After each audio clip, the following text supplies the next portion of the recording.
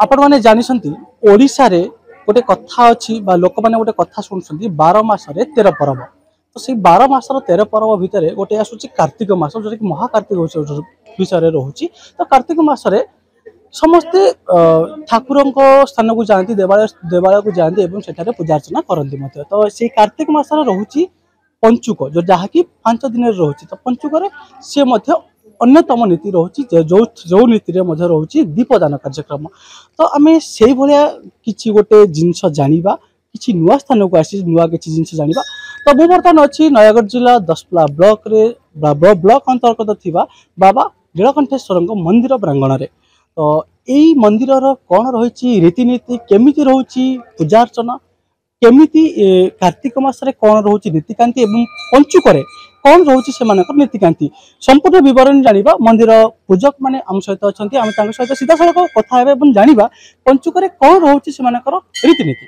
आगे आप स्वागत करी कौन कहे आमर बाबा कौन रही नीतिकांति विशेषकर पंचुक कौन रही। ओम नमः शिवाय। मु गोपीनाथ राणा श्री श्री नीलकंठेश्वर महादेव पूजक। पंचुक आमर आज को 6 वर्ष हो गला दीप यज्ञ चली। तेणुक प्रत्येक दिन आमर पंचुक 500 रु अधिक आरंभ करके 1000 जाके लोक जाती आसती। तेणुक महासुरखुर दीपदान करी प्रभुंकर नाम संकीर्तन करी महामृत्युंजय जप करी तापरे आमर कमिटी तरफ प्रसाद व्यवस्था थाए प्रसाद पाई जाती।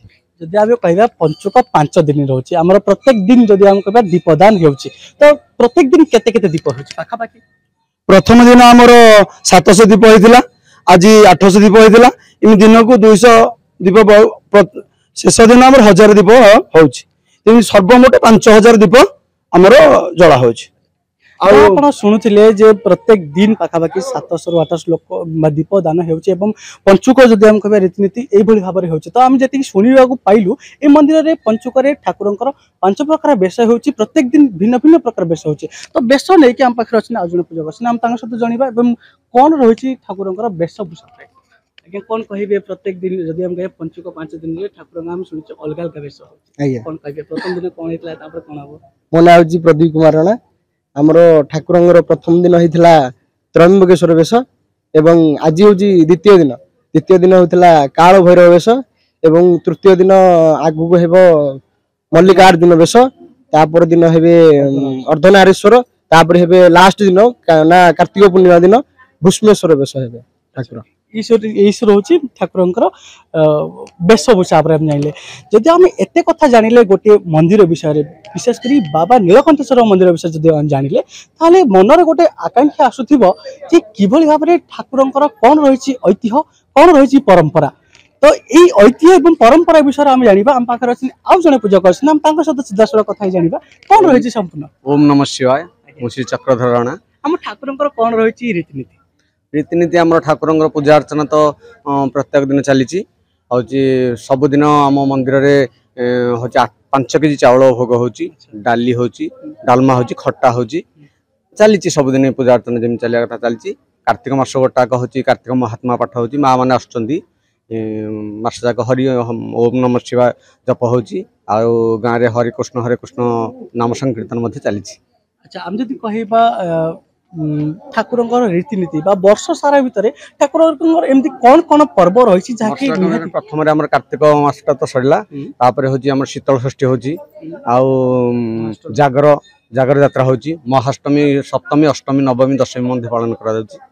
ठीक अच्छे। तो मंदिर कौन रही पुरातन गाथा पुरातन गाथा तो आम कि ठाकुर कौन महिमा केबेठू आविर्भाव होती आम जेजेबापा बापा कहीं कहीपरूनी आम कि मैंने आम जानूँ ये ठाकुर केबे आविर्भाव होती कौटू आम से विषय किसी आपण मैंने शुणुले बाबा नीलकंठेश्वर मंदिर ऐतिह्य परंपरा विषय जहाँ जानी पूजक महाशय आपको जनइले सहित कार्तिक मासरे केमती रही रीतिकांति केमती रही तार संपूर्ण विवरणी आपको जनइले सहित कार्तिक मासरे होता पंचुक 5 दिन किभली भाव में ठाकुर बेश आपको सर्व विवरणी भाव आपको बुझाईदे।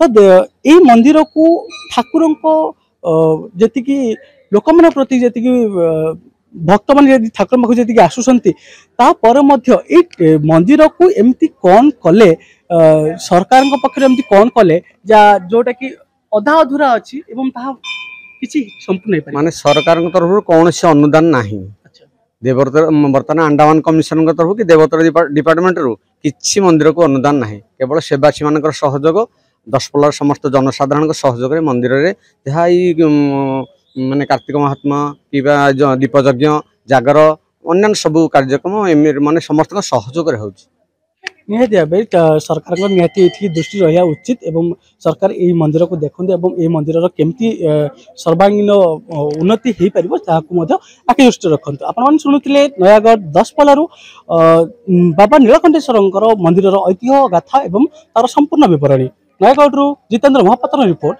संपत्ति गोडसा।